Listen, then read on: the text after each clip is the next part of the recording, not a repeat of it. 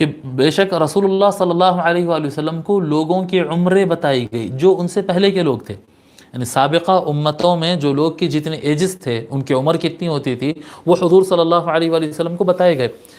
ہاں او ماشاء اللہ جی، جب کہ لوگ کو اللہ تعالیٰ بتانا تھا وہ ان لوگوں کی عمریں ان کو بتلائے گئے.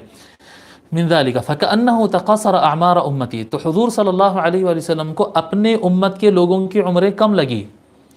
کیسے کم لگی؟ ان يبلغوا من العمل مثل الذي بلغ غيرهم في طول العمر، کہ میری امت کے لوگ ان لوگوں کے برابری کیسا کریں گے کہ بھئی ان کو عبادت کے لیے 200 سال ملتے ہیں، کسی کو 300 سال ملے، کسی کی 400 سال ملے.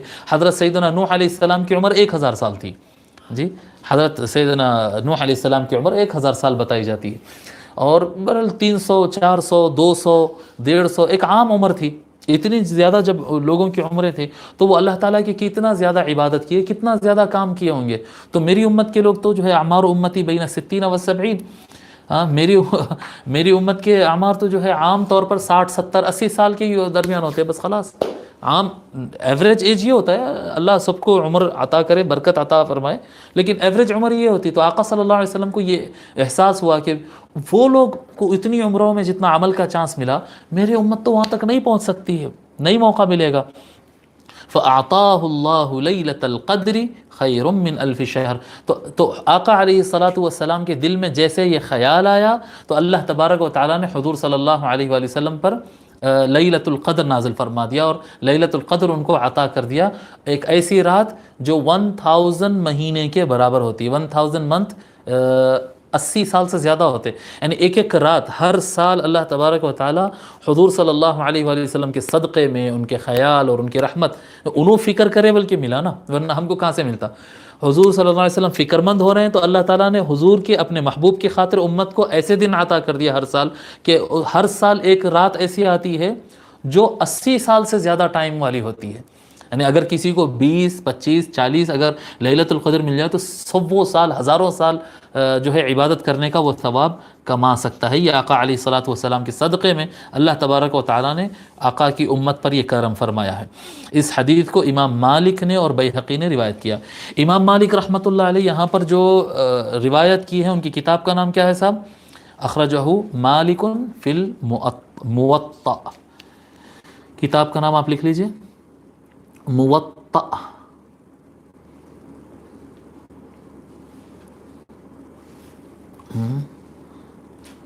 موطأ امام مالک کہتے ہیں، میم واو تو الف حمزہ، موطأ تو کے بعد حمزہ آتا ہے، موطأ.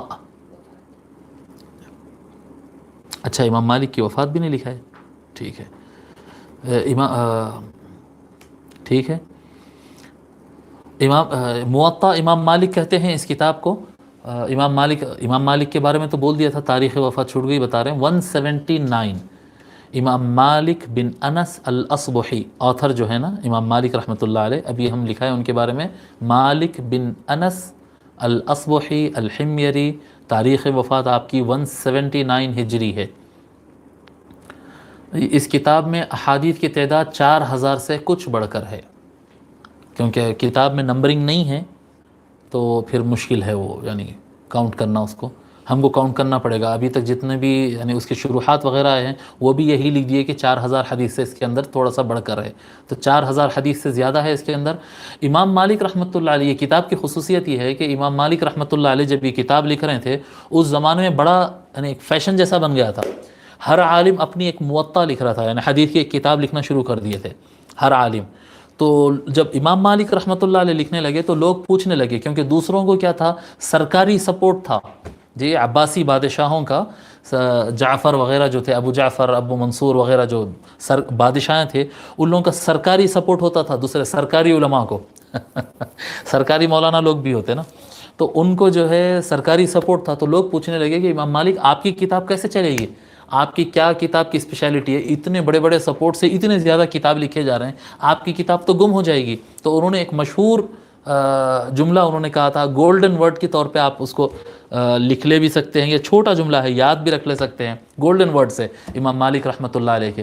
جب ان سے یہ کہا گیا کہ آپ کی کتاب کا کیا ہوگا تو انہوں نے کہا تھا ما کان للہ بقیہ. بس اتنے 3-4 لفظ انہوں نے کہا، ما कान लिल्लाहि बकिया, जो काम अल्लाह के लिए किया जाएगा वो कंटिन्यू होगा, वो बाकी रहेगा, वो बाकी सब ख़त्म हो जाएंगे। अब इमाम मालिक रहमतुल्लाह अलैह के ज़माने में, जैसा कि तारीख़ में लिखा हुआ है जगह जगह कि 20 मुअत्ता लिखे गए थे उस ज़माने में, कहाँ हैं वो किसी को पता नहीं। जो सरकारी सपोर्ट से, सरकारी बजट से और बादशाहों को खुश करने और मालदारों को खुश करने के लिए जो काम किए गए थे, काम तो हदीस शरीफ का था, काम हदीस शरीफ का था, लेकिन उससे मकसद बादशाहों को और मालदारों को खुश करना था। वो सारे किताबों का आज नामो निशान नहीं है, उनका स्क्रिप्ट नहीं मिलती है उनकी। और इमाम मालिक रहमतुल्लाह अलैह की किताब दुनिया की हर इस्लामिक लाइब्रेरी के अंदर आपको मिल जाएगी कि उसके बगैर फ़िक़्ह मुकम्मल नहीं होता, उसके बगैर फ़िक़्ह मुकम्मल नहीं होता। ये मकाम, क्योंकि उन्होंने जो काम किया था किसी बादशाह को या किसी मालदार को या किसी इन्फ्लुएंस वाले आदमी को खुश करने के लिए नहीं किया था, उन्होंने अल्लाह ताला की रज़ा की खातिर हुज़ूर सल्लल्लाहु अलैहि वसल्लम की हदीस शरीफ और फ़िक़्ह की खिदमत में ये किताब लिखी थी।